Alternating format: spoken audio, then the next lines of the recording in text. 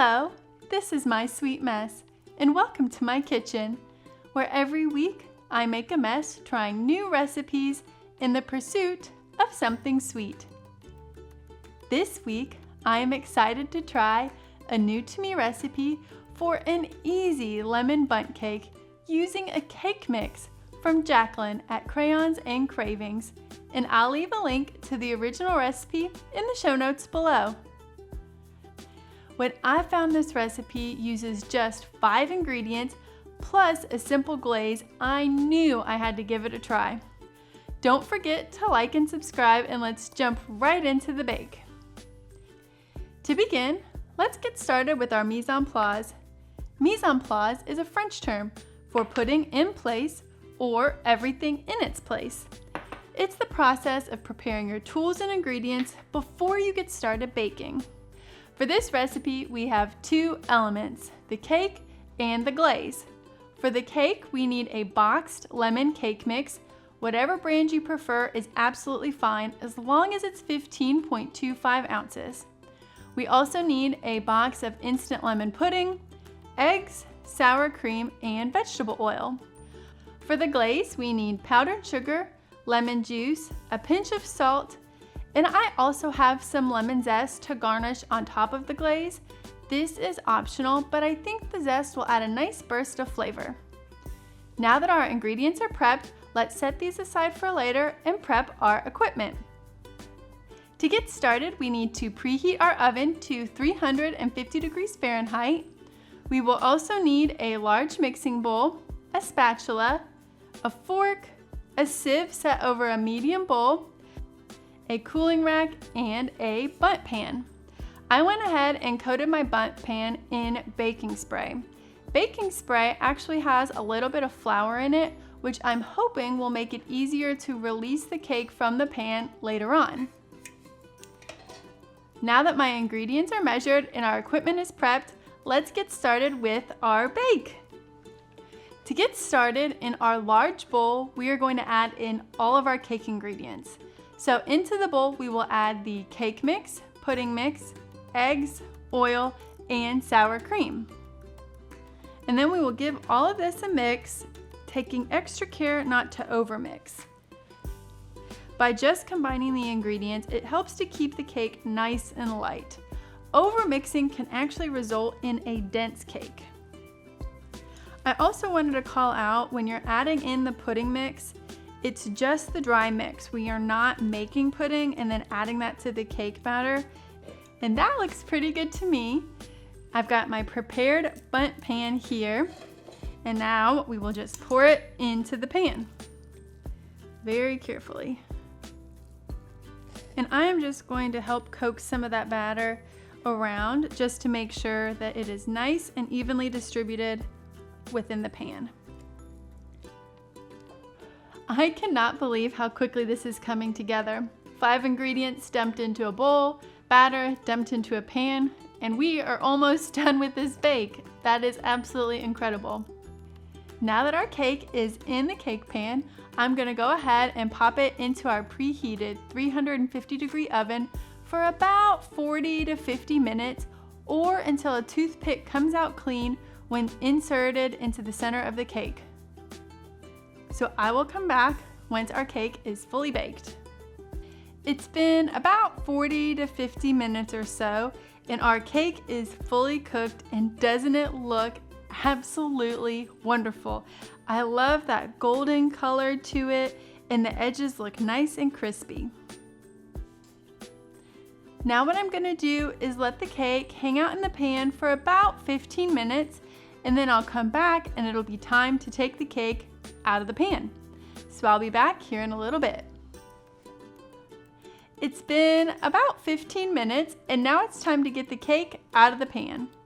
So taking my cooling rack, I am going to place my cooling rack onto the bottom of my bundt pan. All right. So I'm going to scooch my pan just like that. 1, 2, 3, flip. Perfect. Time for the big reveal. Ready?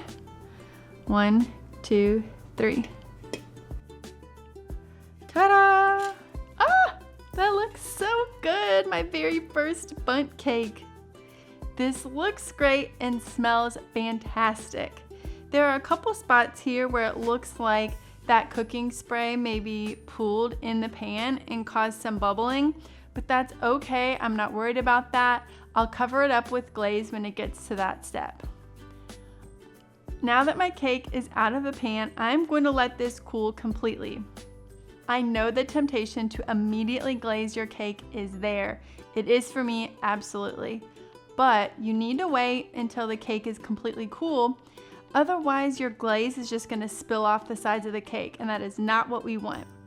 So I'm gonna let this rest on the cooling rack until it's completely cool, which should take anywhere between 30 minutes to an hour, just depending on the temperature of your kitchen.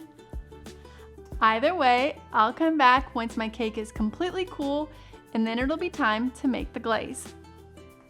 Our cake is fully cooled. It's hanging out right behind me. So now it's time to make the glaze. We have here the powdered sugar, lemon juice, and salt, as well as our medium bowl with a sieve and our fork.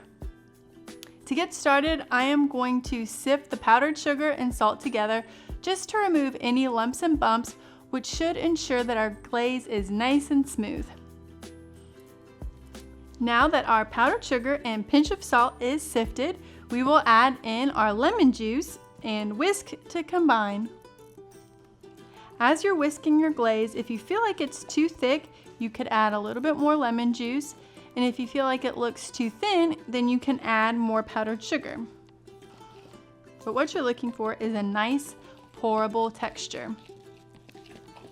Sifting that powdered sugar and salt is an extra step, and as you know, I do not like working with powdered sugar, so I try to limit how much time I have with the ingredient, but sifting that powdered sugar really does make all the difference in the world because it helps make your glaze so smooth. And that looks pretty good to me. Now it's time to decorate our cake.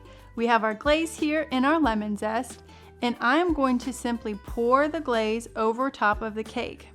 The benefit of leaving it on a cooling rack and having the parchment paper is it will catch all of the extra drippings rather than getting our serving plate messy with the extra glaze. If you don't want to use the glaze, that is absolutely fine. You could simply dust the powdered sugar over the top of the cake, and I think that would be just as cute. All right, so I'm just gonna start slowly drizzling the glaze over the cake because I'm worried it's a little bit thin. So I am curious to see sort of how it works. Having the benefit of hindsight, this glaze was too thin. You can see it is absolutely just pouring off of this cake, even though the cake is 100% cooled. When I make this cake again, I will definitely be adding more powdered sugar to the glaze. But we're here, so we will press forward. I've got a little bit of lemon zest here, and I am just going to sprinkle that over top of the glaze. Even though I went ahead and put zest on top of this cake, I cannot serve this with that thin of a glaze. So I went ahead and made a quick new glaze, and we'll see if that works better. It feels thicker, but I'm just going to test it before I commit by doing just a smidge there. See, I think that's more of what we're looking for. Go that way.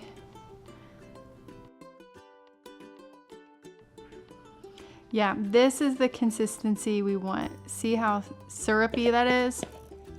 That's what we're looking for. I had it too thin. So I'm gonna let this hang out here and make a huge mess on my countertops, but that's okay.